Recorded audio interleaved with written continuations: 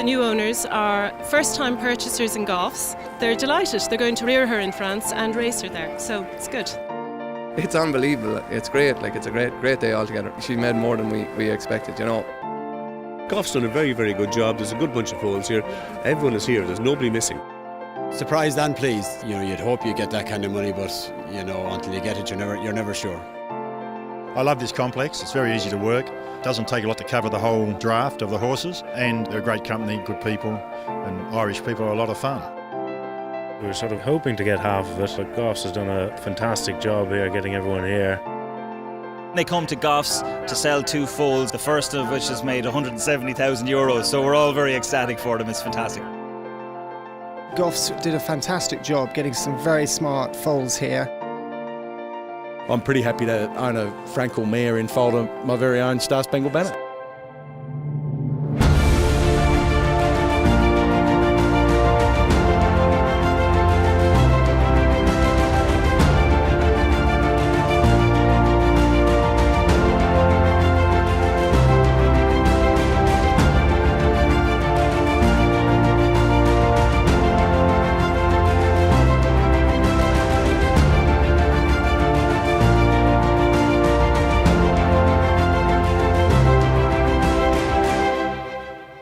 So at the end of what's been a busy and frenetic week here at Goffs, selling an enormous amount of horses, foals and breeding stock, reflecting now with Group Chief Executive Henry Beebe. Henry, what were your expectations coming into this week? It's a massive undertaking for you and your team. Yeah, it's our biggest week of the year in terms of numbers. It's the longest sale we have. There's always a great sense of anticipation.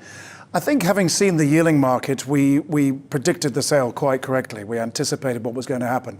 I mean, if you look back at the Alby sale, where we sold the 2 highest priced yearling fillies in the world, and we had a really strong sale, we were delighted with that. So we thought the top of the market would be strong, and that proved to be the case, both for the foals and the mares. Huge competition at the top of the market, but challenges further down, because the yearling market further down the scale was rather more selective.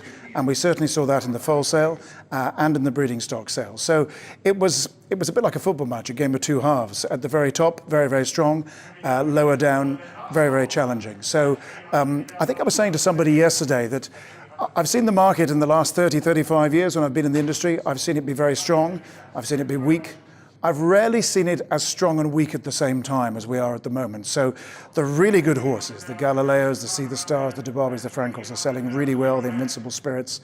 But lower down the scale, it's quite tough for some of the breeders, and you know, we'll have to think about that as we look to next year. Can I introduce an even more complex concept in a sense, insofar as that, particularly with the foal sales, the better foals, it wasn't just a question of the huge battalions, the huge breeders doing well and the small breeders doing badly. We had stories of people with smaller bands of foals doing extremely well and being very happy. Absolutely, that's always the case. And there's a wonderful story. We had the start of her career and the end of her career. We saw Paddy Burns selling the top lot for $350,000. And we saw Noel Finnegan, who's been selling continuously in Goffs for 60 years, even longer than you and I have been alive. That is a labour of love, isn't it? Well, absolutely. I mean, maybe the many generations of Goffs have got a few things right, but he got €250,000 for his foal. So it's wonderful to see that. But you're quite right. And you know, you talk to Des Layden. They've got a very small band, and they did very well. And there were a lot of very good stories. Bought them for $2,000, I think. Bought them there for $2,000 and got $170,000. We're absolutely delighted.